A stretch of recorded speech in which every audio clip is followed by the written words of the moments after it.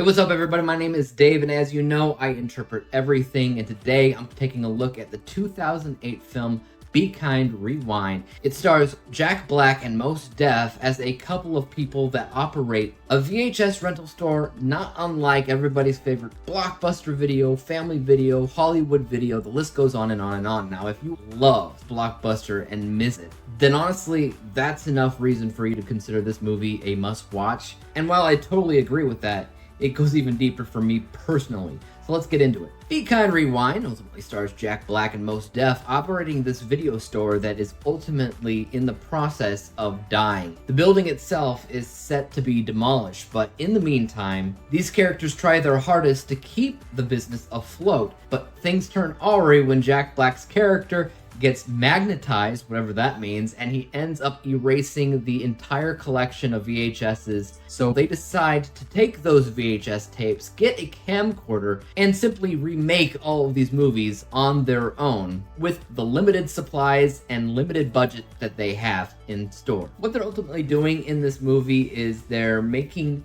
Sweded copies of movies. Sweded specifically just kind of refers to making a home movie version of the OG stuff. And the more that they do that in this film, the more a community starts to really love what they do, and it starts blooming into a huge business. But the real question is that enough to save a business, especially when they're technically kind of in the business of copyright infringement? So just like everybody else, I miss Blockbuster Video. I remember going in a couple times a week, going in, renting something after browsing forever, coming back the next few days to return, then pick up something else.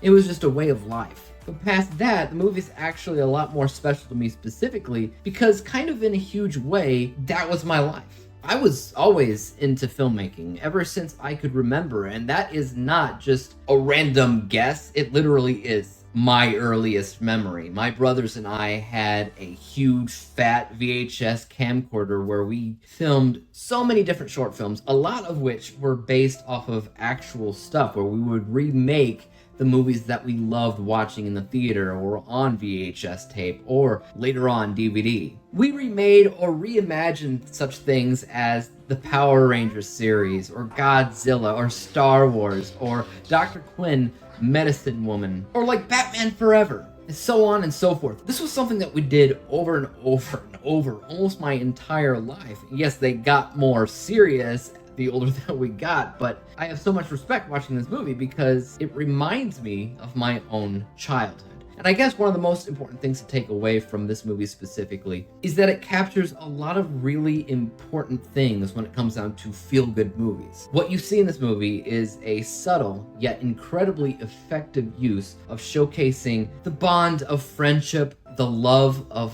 film, and the magic of youthful creativity and imagination. That's what this movie is all about, and this is something that I think a lot of people, regardless of their age, can relate to. Young people can just have fun, participating in movies like that, and older people can be reminded of their own youth and how fun things used to be before they, ended up having to pay bills and live life and depressing things such as that. This movie's all about bringing us back to our childhood, even if you're not really a fan of movies.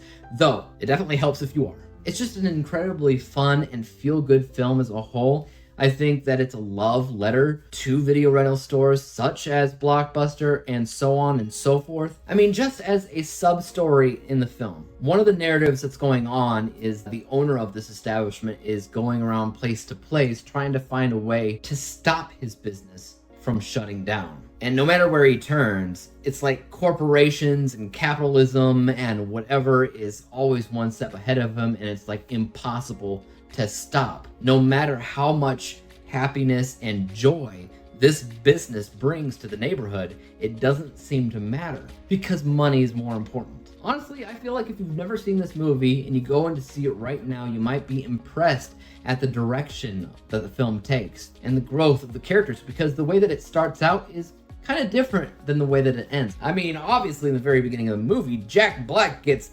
magnetized, whatever that means, and his body specifically is the thing that erases all the tapes. None of that is realistic, but it's hilarious to watch, especially when you see all the metal things around him start sticking to his body like he's a magnet.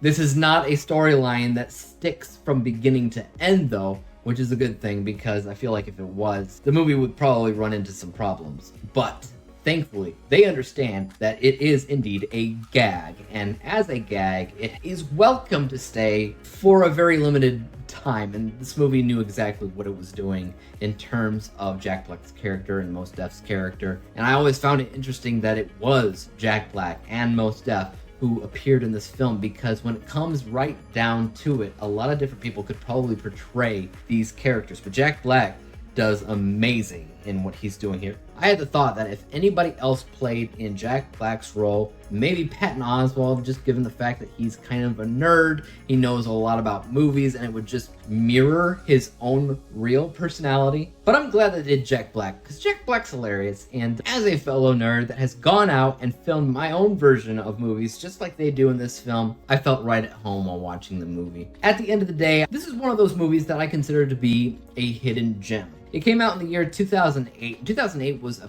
pretty big year for like blockbusters. You had The Dark Knight in there, for heaven's sake. This was more of a limited release. It had a significantly lower budget, so it didn't have a lot in terms of marketing. A lot of people didn't even know it exists. So once again, hidden gem. If you haven't seen Be Kind Rewind, I highly recommend it. It is a lot of fun. It's heartwarming, it's feel good, and in general, it's just an entertaining time. I don't think anybody watching it could look at it and hate it. It's not that kind of movie. For me, personally, I will be rating this a letter grade of A. I don't consider it a perfect movie, but it's definitely a type of film that I don't mind watching over and over again.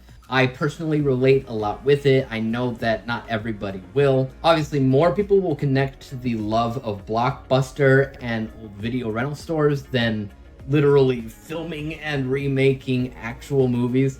But I can relate to both. So that's why, to me, it's as special as it is. But what about you guys, though? Have you seen Be Kind Rewind? Are you a fan of this little buddy comedy? And if you aren't, let me know in the comment section down below. What about the film didn't work so well for you?